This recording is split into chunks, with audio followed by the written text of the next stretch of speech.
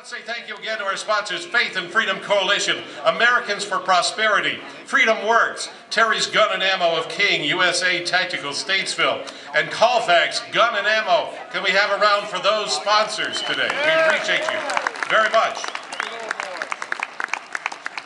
In just a moment, we're going to be going to our mountain man with a microphone in just a bit, but before we do that, I want to bring out a gentleman who is with the North Carolina State Directorship of the Republicans of North Carolina, the Republican Committee. I want you to please welcome Earl Philllip to the stage. Earl, come on out. Good afternoon, North Carolina.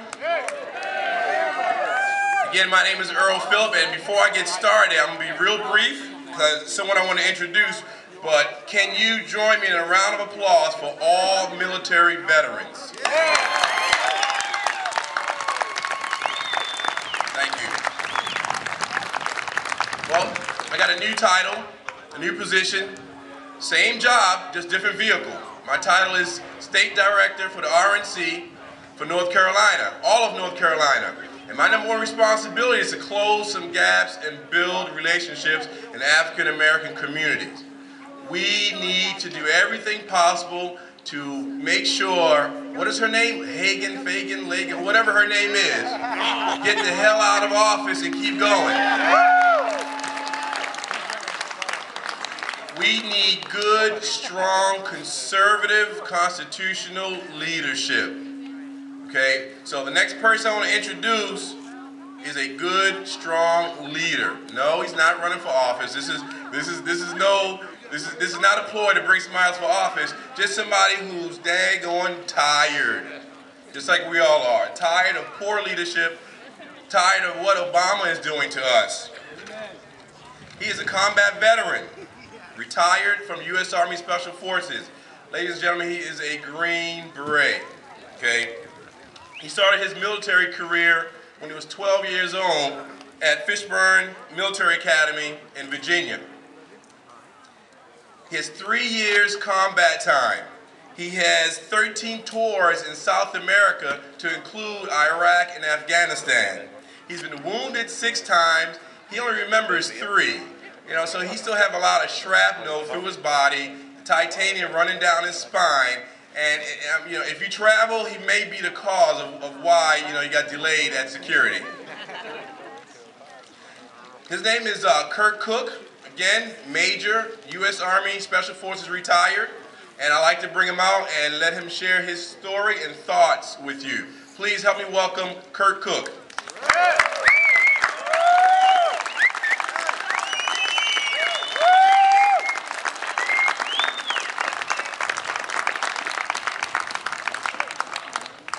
Hi, good afternoon. It's great to be among great Americans. And again, I'm sorry for the airport delays. Help these things. Let's get to the point real quick. As a leader, I was responsible for everything that occurs or fails to occur. As President of the United States, I think he's a leader, and he is unaccountable for a lot of things. First and foremost, it's still bothering me at night, day, 24 hours a day, is Benghazi. What is going on? Somebody give me an answer. You know exactly what happened. Let the people know. The only reason you don't want them to know is because they're afraid because they screwed up. They let people die. Going into the United States Embassy is just like going into the towers. That is our soil. Our flag raises above it every day. That's Americans guarding American turf. Can't hurt us. You can blacken our eyes, but you're not going to knock us down. You're not going to take us away. The second one, I'm still trying to figure out what's going on. I thought it was a movie, but then it came out in reality. It's called Fast and Furious. I'm sure y'all heard about it. Well, that just allowed a couple Border Patrol agents to be killed. Just for them. My brother's a deputy sheriff, undercover narcotics, and he's very busy. Now, there's a real problem with this. Eric Holder, still trying to figure out what comes out of his mouth, because every time it opens, it's a lie.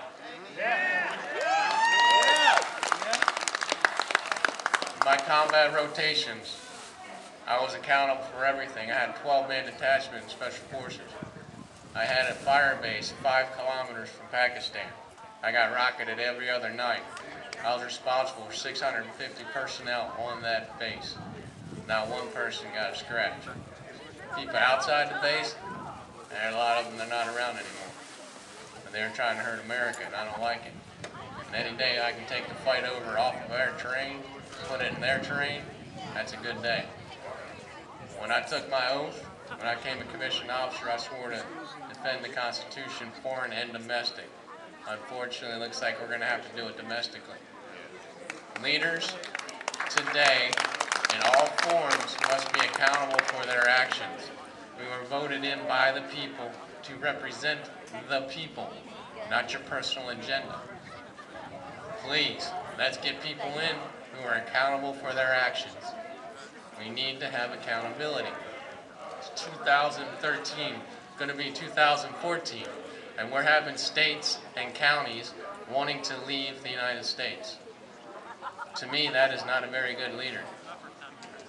In the 80s, I didn't see anyone wanting to leave under President Reagan. I want to see a lot of people wanting to come in. All right, I'm fine. We get off here, get off from talking, but thanks again for having me. Thank you for this country, and it was my honor to defend it. Now I'm going to do it in different ways. Thank you very much. Remember Benghazi.